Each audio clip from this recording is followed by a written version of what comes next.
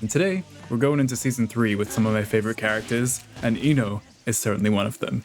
And in this patch, Season 3, they just decided that Ino can finally be the best version of herself. She finally has tons of damage, tons of conversion, tons of pressure, and even somehow more, what does it call it? Non-standard movement. She's got the weird air dashes, but now she's also got like a dash that goes into the air as a special move, and she has got so much weird stuff, and in this patch, they just made it so all of her weird stuff is actually kind of good. Because in Season 2, it was kind of rough. They made it so Slide wasn't plus anymore, and I don't know, it was kind of rough. But now she's got so many tools that you can't complain about any of the changes they've made in the past now. So, what are the main changes she's received? You know, a few balance changes, just like everyone else, like slightly different damage to her, like overdrives and stuff, but that's all kind of universal. Where she is truly really different is that she was one of the characters that received a new special move, so she's got down backslash, this weird leaping forward into a strike that's in the air and it launches the opponent into the air and recovers fast enough to go into other special moves, and is also, I believe, pretty good on block as well if I have him blocking. It's a guard crush, then I can do a jumping attack afterwards for an overhead or low.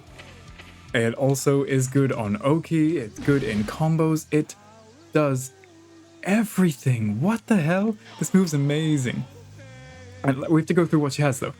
Of course, she also has these universal mechanics. She's got the parry shield, what's that called? Universal defense, whatever. But for her wild assault is mega wild in. I've been going through Testament and Anji and then Ino, and I didn't realize I was going in order of how wild the wild assaults are. So they all have the orange wild assault, which just means that it travels really far, is fast, is plus, and can cancel into buttons for combos. But oh my god, for Testament, you know, it was fine. Anji was like, whoa, you can get some, you know, cool extensions even without spending tension meter. Ino,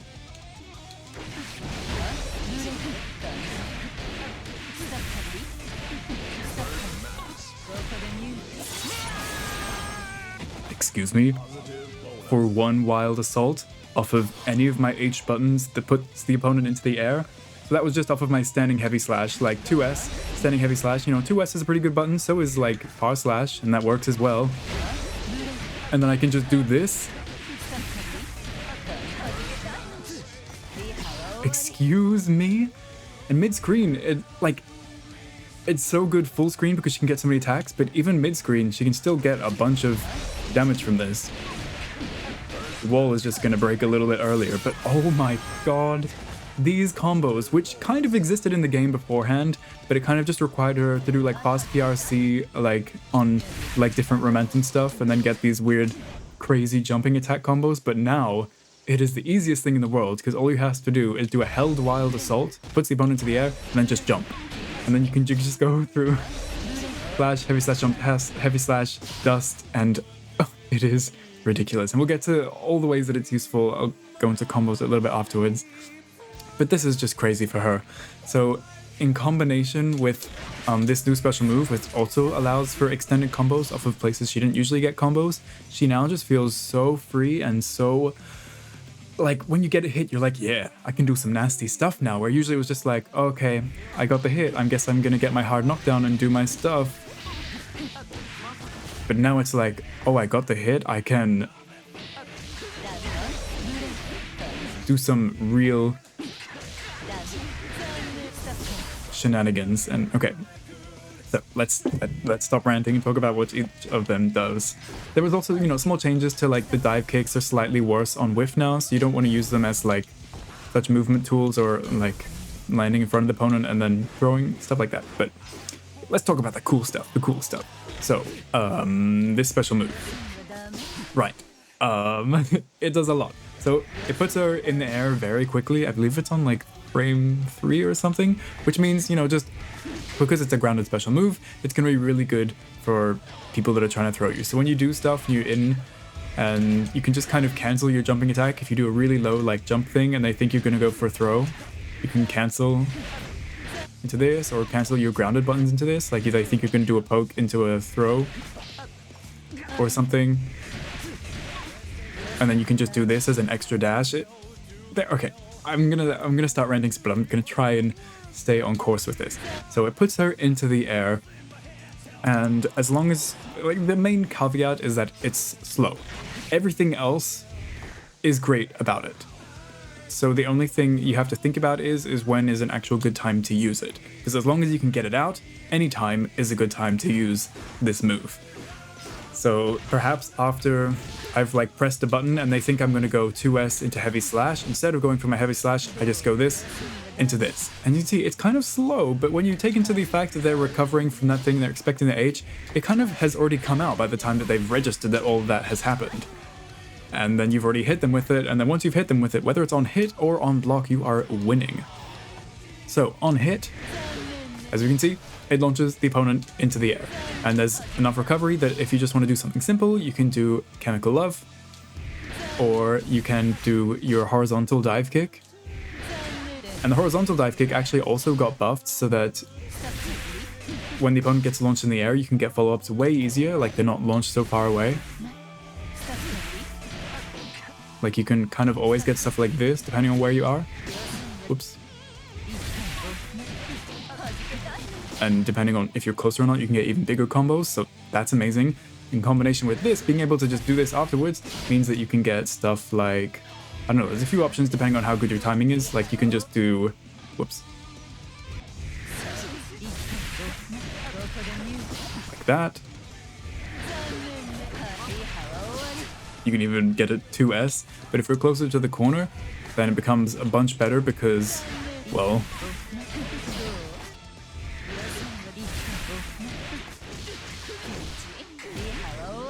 like that super easily.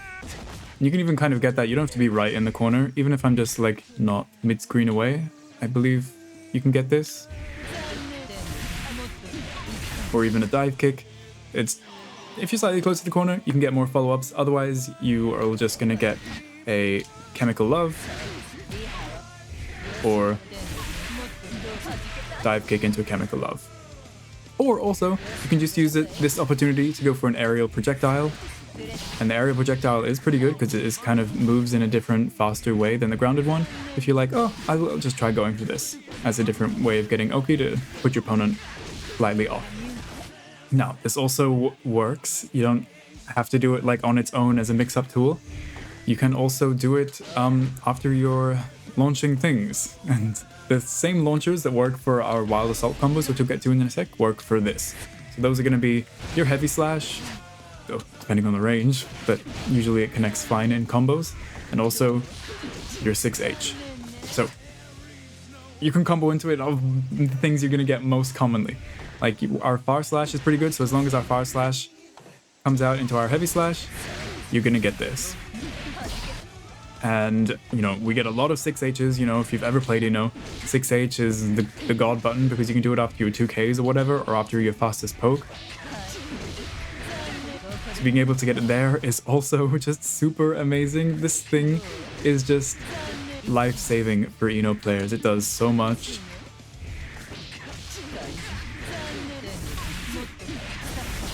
It just makes her game plan so damn good. So that's just a meterless button, meterless special move that she can use to extend off of all the things she was already extending off of. As we mentioned, you can also just use it as part of your offense. We lost Chemical Love as a plus tool, but we gained a new one, so it's kind of like the reverse Chemical Love. So if I have him, yeah, doing this kind of thing. So Chemical Love, sometimes, you know, let's just pretend these are lows, but oh damn it, I need to get him to crouch. So no, sometimes you would reset pressure into Chemical Love. Now that isn't plus. So now if you do want to reset your pressure, you have to go into this. So it's just, which is kind of good because, you know, sometimes when you're this close and you're going for pressure, your opponent might be expecting you to go for like a throw, depending on how close you are and what you've done. But if they've blocked it and they're expecting a throw and you've cancelled into this, well then their throw will completely whip because you're in the air, but also you'll get this. And even if it's just something like this, like you're doing a bit of a Gatling, and you end it early, so instead of like going close slash into something, or this into this, if I just go That can catch people off guard. This... Oh, not that. Just a lot of things. If you cancel them early, even if you do a whole string, people are usually expecting you to go into Stroke the Big Tree, because everyone's been playing I-No for against an I-No for like 3 years now.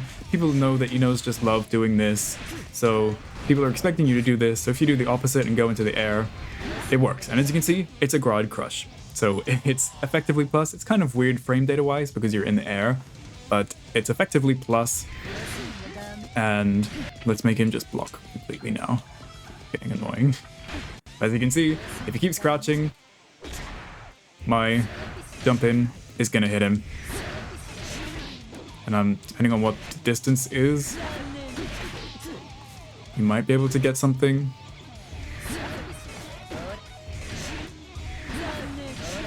Yeah. Something like that. I don't know. Figure it out. But what's really cool is that, you know, you might think, oh, she's just like in the air and doing a jump attack.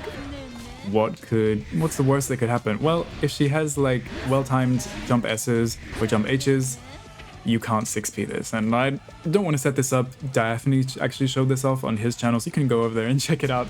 But even after the opponent blocks it and they go for a 6p, she lands on the ground before the 6p comes out.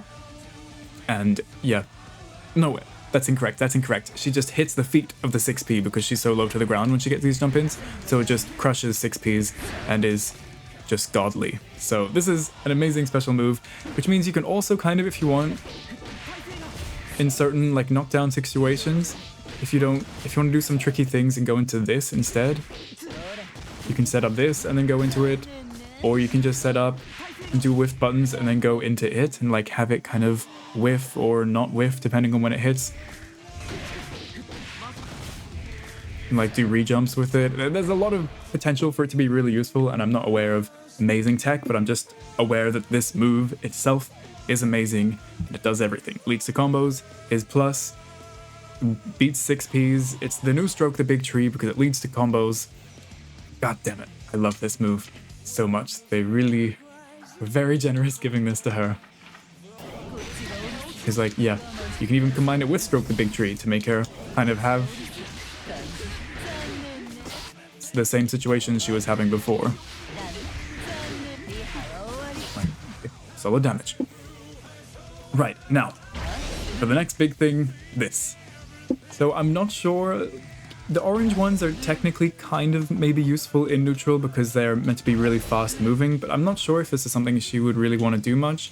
Maybe if you really want to get like lockdowns after the note and you just want to get in and have plus frames, you could do it. Or if the opponent's done something you needed to just dash in super quickly, she can do that. And what's good is she has this forward momentum, and I-No's combos on the ground are pretty good because she'll be able to go in for a close slash into her 6H, or even like a 2K into a 6H if she's not sure if the opponent's going to block it. At least if you go for a 2K, you have a chance of hitting their toes if they're not blocking low. So you can go for whatever blah blah blah there. But yeah, also, I guess if you like want to get extra extensions after grounded combos, you can do stuff like this. And maybe you can even reset into this if you want to, but really, I already showed it off. Where it really shines is that you can get a fully charged Wild Assault after her standing H or her 6H, and this is where it just gets ridiculous. So let's just use one exposition combos to show what makes this useful. So we're going to do 2S, 5H into a fully charged Wild Assault, which is down 4 dust, and then just jump cancel into slash, heavy slash, then jump again, slash, heavy slash, dust into the H dive kick, and then jump cancel that into slash, heavy slash again, and depending on when the wall's breaking, you end with some kind of chemical love or whatever.